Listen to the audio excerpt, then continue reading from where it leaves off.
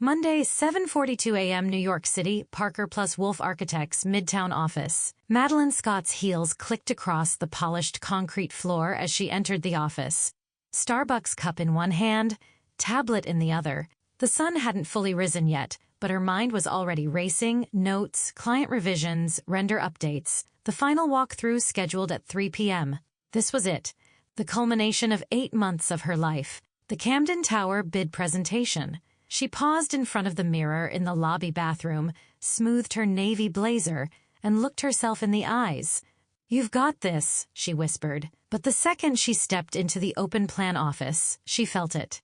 Something was wrong, too quiet, no greetings from colleagues, no idle chatter. Just a few glances tossed in her direction, some curious, some uneasy. She rounded the corner toward the main conference room and froze. Her mock-up board was gone. Her 3D models? Replaced. The screen on the wall showed a render, but not hers.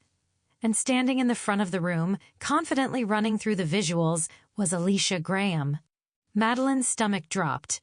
"Wait, what the hell is this?" she asked, her voice louder than she intended. Heads turned. Alicia barely blinked. "Oh, Maddie, good morning," she said casually. There was a change in the schedule. "Mr. Raymond asked me to lead today's rehearsal." "That's my design," Madeline said, walking into the room. "That render, that massing study, that's mine. Why are you presenting it?" Alicia gave a small, calculated smile. "It's a team project, Maddie. You know that." Madeline looked at the partners seated at the end of the room, Mr. Raymond and Ms. Chen. Neither met her eyes. Then came the next blow. Mr. Raymond cleared his throat. "Madeline, may I speak with you for a moment in my office?" The walk down the hallway felt like a funeral procession. Raymond's office smelled like varnished wood and stale coffee. She sat back straight, forcing her breath to stay steady. "I'm going to be blunt," he said. "There's been a concern. A question of authorship and timing. Alicia came forward this weekend with a more complete version of the Camden proposal. It aligns more closely with the brief. Some of your submissions were underdeveloped." "That's not true," she said sharply. "I sent the revised elevations Friday night." He didn't flinch. "Alicia showed us timestamps indicating otherwise." Madeline blinked. Her laptop had frozen on Friday. She had restarted it and re-uploaded the files. But something must have gone wrong.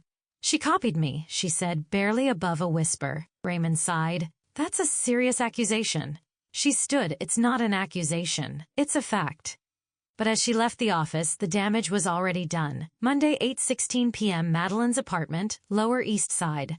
The wine was cheap and the pasta untouched. Madeline sat cross-legged on her couch, still in her work clothes, a half-empty glass shaking slightly in her hand. She stared at her laptop screen. No apology email, no message from HR, no clarification from anyone. Just silence. And Alicia, smiling in her mind like a cat that got away with killing the canary. Madeline's phone buzzed. Her best friend, Tess, had been blowing up her phone since noon. "Tess, please tell me what happened. You okay? Alicia is trending on the internal Slack. Girl, don't go quiet. I know that look. Don't burn down the office. Unless it's worth it. Okay, I'm coming over." 5 minutes later, Tess barged in with takeout, anger, and mascara already halfway smudged. "This isn't over," Tess declared. "You're Madeline freaking Scott. The woman who made that parametric bridge model in grad school that won 2 national awards and got stolen by a Yale professor who had to apologize publicly. Remember her?" Madeline managed a weak smile. Tess wasn't wrong. She'd been underestimated before, ignored, passed over, but every time she'd come back. This time, though, it wasn't just about proving herself. It was personal. Tuesday, 9:13 a.m., Parker Plouffe Architects, 17th floor. Madeline Scott sat stiffly at her desk, fingers wrapped around a paper coffee cup that had gone cold an hour ago. The office looked the same: glass walls, clean lines, minimal furniture. But the atmosphere had changed. People didn't meet her eyes anymore. Conversations slowed when she walked by. Her name didn't appear in morning meeting invites. No one said it, but everyone had heard the story. She'd been replaced. She wasn't just being excluded, she was being erased. A few desks away, Alicia Graham was laughing, loudly, deliberately, at something one of the junior architects had said. Her heels clicked confidently against the floor as she strutted toward the front of the open workspace, flipping her glossy ponytail like a banner of victory. Madeline stood. She walked over to Alicia's desk, heart pounding, voice steady. "I'm going to ask you one time," she said. "Did you take my render files?" Alicia turned, her expression carefully neutral. "Excuse me." "You heard me. I used the files that were in the shared drive," Alicia replied calmly. "We all upload to the same folders. Maybe you should manage your workflow more carefully." Madeline stared at her. "You didn't just take credit. You used details I haven't even presented yet." Alicia gave a tight, patronizing smile. "Then maybe you should have moved faster." The blood in Madeline's ears roared. Her hands itched with the urge to throw something. But instead she exhaled. She walked away, not because she was defeated, but because she was starting to plan. Wednesday, 11:07 p.m. Madeline's apartment. Lower East Side Madeline sat in the dark, the only light coming from her laptop screen. She was digging LinkedIn profiles, archived files, Dropbox links from 5 years ago. She traced Alicia's past job history, comparing project timelines and team rosters. Something wasn't adding up. Alicia's resume listed a lead designer role at a boutique firm in San Francisco. But the firm had closed 3 years ago, and no one who worked there seemed to remember her. Madeline found only one photo from a conference Alicia claimed to have attended, and she wasn't in it. Then she opened an old backup folder from her own graduate work, stuff she hadn't touched in years, and there it was. A distinctive render, a bridge design she'd submitted during grad school. She'd used a unique notational symbol, a hollow circle for radius values instead of the usual R. That same mark had shown up in Alicia's Camden Tower render. Madeline leaned back in her chair. Proof it was small, but it was something. Thursday, 3:30 p.m. Parker plus Wolf Architects, Camden Project Review meeting. Madeline sat in the back corner of the glass-walled conference room, reduced to a silent observer. She wasn't on the agenda. She wasn't even introduced. Her name wasn't on the revised proposal document passed out to the partners and the project leads. But her work was all over it. Alicia stood at the front of the room, leading the meeting like she'd been born for it. Her voice was confident. Her clicker presses synced flawlessly with the massive screen behind her. "Here, as you can see," Alicia said, pointing to a sectional detail of the facade system, "we've created a layered perforated screen with a double curvature to both filter light and maintain sight lines from the interior lounges." Madeline's breath caught in her throat. That detail wasn't Alicia's. It was a page from Madeline's personal sketchbook, one she'd scanned but never uploaded to the shared drive. She had only printed it out once for a private one-on-one meeting with Mr. Raymond 2 months earlier. She clenched her jaw and looked across the room. Mr. Raymond was nodding. Ms. Chen was jotting notes. A junior associate actually clapped. The rage burned slowly in her chest. Not like a fire, no, that was too fast. This was coal heat, controlled, sustained. After the meeting, as people filtered out, Alicia leaned toward her and whispered, "You should try relaxing more, Maddie. You're starting to look bitter." Madeline smiled, the kind of smile that said, "You're already dead. You just don't know it yet." Thursday, 11:52 p.m. Madeline's apartment, research mode. She was deep in Alicia's paper trail now. Every project Alicia had ever been a part of. Every image, diagram, or render she'd claimed online or in past portfolios. Madeline pulled metadata, file origins. Even contacted a former architecture student who had interned with Alicia 3 years ago. "Hi, Madeline. Thanks for your question. Funny you mention Alicia Graham. She was listed on the project but didn't join our team until it was 90% complete. That curved atrium concept wasn't hers. It came from a freelancer in Paris. We actually had a minor copyright dispute. Not sure why she'd be showcasing it in her deck." Madeline exhaled slowly. So it wasn't just her. Alicia had a pattern. She was a collector. A thief with a flash drive. Friday, 5:18 p.m. Conference Room B. Closed-door meeting with HR. Madeline sat across from Leela, the HR manager, and Nathan Tran, one of the firm's compliance officers. A manila folder sat between them. "I'm submitting a formal report," Madeline said, "with documentation of unethical conduct, misrepresentation of authorship, and data manipulation. She slid a USB drive across the table. Everything you need is on here, including side-by-side comparisons, creation timestamps, source files, and confirmation emails from external collaborators. Leela looked uneasy. This is serious, Maddie. I know, Madeline said. That's why I'm bringing it here first. Discreetly, internally, but if it gets ignored, she paused. Met Lailas ayas. I won't stay silent, not this time. Monday, 7:04 a.m. Parker plus Wolf Architects, Internal Systems Division. The HR complaint had triggered something. Madeline could feel it. There were subtle changes. Her email access wasn't restricted anymore. She was invited to a general compliance follow-up with Mr. Tran. No one said what it was about, but she knew. They were looking into Alicia. Still, nothing was public yet. Alicia continued to parade around the office like a queen in heels, but every day her smile grew tighter. She laughed louder, controlled more, delegated harder. She was trying to tighten her grip, and Madeline was watching her unravel, thread by thread. Monday, 11:28 a.m. Back stairwell. Lower-level archive room. Madeline leaned against a dusty cabinet, flipping through a project folder from 3 years ago. It wasn't even in their current digital archives. It had been pulled from an external hard drive she'd requested access to under the guise of design continuity reference. The project? A transit pavilion competition that Alicia had won accolades for when she joined the firm. But something didn't match. The original schematics, dated and signed by a freelance architect in Oslo, were identical to the concept Alicia claimed as her own. Madeline cross-referenced the timeline. Alicia hadn't even joined the company until 6 weeks after those submissions were finalized. She took photos, compiled dates, built the puzzle. Every lie Alicia had told became a tile in the mosaic of her downfall. Tuesday, 4:45 p.m. Tess's apartment, Brooklyn. I've seen mob bosses go down with less paperwork, Tess said, scrolling through the folder on Madeline's flash drive. You realize what you have here, right? This isn't just office drama. This is professional fraud. Madeline nodded. And it's been going on for years. Different firms, same playbook. Tess leaned in. So, what's the play? You gonna leak it? Send it to the press?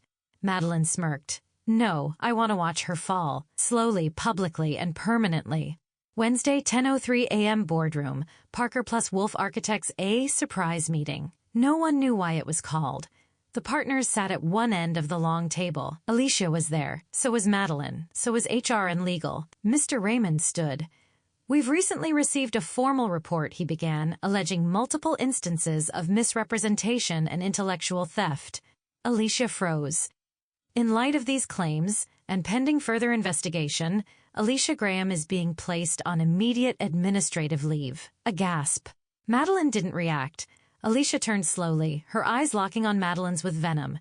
You did this, she whispered. No, Madeline said, standing. You did. Wednesday, 9:51 p.m. Madeline's apartment. The apartment was quiet. No laptop, no wine, no research tonight. Just her, sitting on the balcony, legs tucked under her, face turned toward the skyline.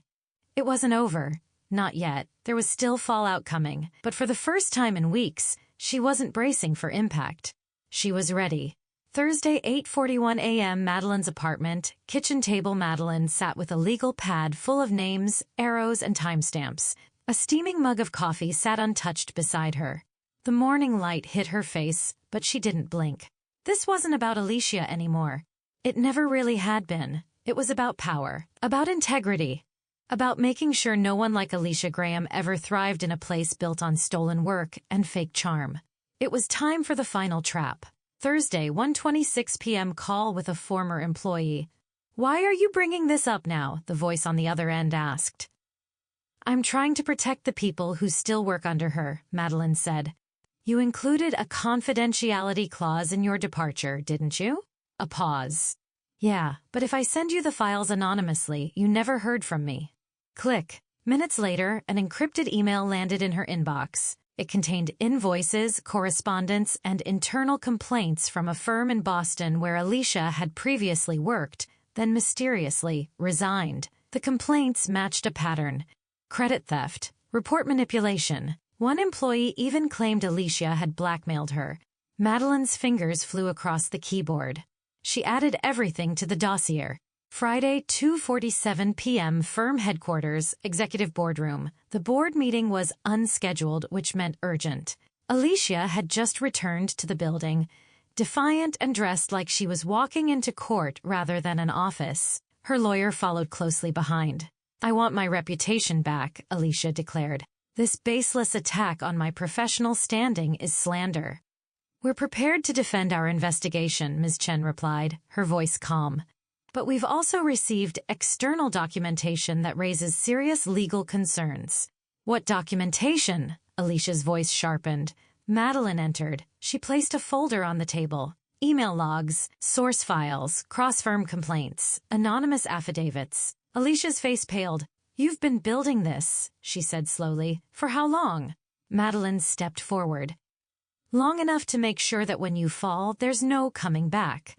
Silence. Then Mr. Raymond spoke. "Alicia, your contract is terminated. Effective immediately. Legal counsel will be in touch." Friday, 7:02 p.m. lobby. Parker Wolf Architects. Madeline stood by the elevator, watching Alicia walk out for the last time. There was no crowd, no applause, just silence and the distant hum of printers. As the elevator doors closed, Alicia gave her one last glare. Madeline tilted her head. "Smile for the cameras," she whispered. The doors shut. Saturday, 9:14 a.m. rooftop. Tess's building. Tess handed her a mimosa. "To vengeance served cold?" Madeline laughed. "To justice microwaved to perfection." They clinked glasses. Tess leaned in. "So, what now?" Madeline looked out over the skyline. The city buzzed with opportunity, with clean slates. "I build," she said. "Something better." Monday, 8:02 a.m. Parker plus Wolf Architects, Executive Suite. The office felt different now. Madeline walked in with calm confidence, her heels no longer announcing her arrival, but reinforcing it. The same colleagues who once avoided her now offered greetings with softened eyes, some even with respect. On her desk sat a simple envelope. Inside, a letter from the partners. Project Director, Midtown Urban Renewal Initiative. A major contract, a lead role, full creative control. She ran her fingers along the embossed firm letterhead. She didn't smile. Not yet. There was still work to do. Tuesday, 3:33 p.m. Upper West Side Community Center. Site visit. Madeline stood in a construction helmet and rolled-up sleeves, reviewing plans with her new team. Diverse, young, sharp minds surrounded her, asking questions she actually wanted to answer. She didn't have to fight to be heard anymore. She was the voice in the room. "I'm not here to make things flashy," she told them. "I'm here to make things real, functional, timeless." One intern, nervous, eager, asked, "So what do you do when someone steals your work?" She looked up, thoughtful. "Document everything. Stay calm. And when the moment comes, let the truth speak for itself." Thursday, 6:11 p.m. Bar in Soho. Celebration drinks. Tess raised her glass again. "Okay, last toast, I swear." Madeline groaned playfully. "You've said that 3 times. But this one is real," Tess said, tapping her glass. "To the girl who lost everything and built it all back better, stronger." Madeline clinked her glass. "Not just better," she said. "Mine." Friday, 10:49 p.m. Madeline's apartment, rooftop view. The city glittered below her just as it had the night everything fell apart. But now it looked different, not softer, not safer, just honest. She wasn't naive anymore. She knew ambition could be dirty, that even in beautiful places, ugly truths could hide behind glass and steel. But she also knew her worth, and she'd never let anyone erase her again.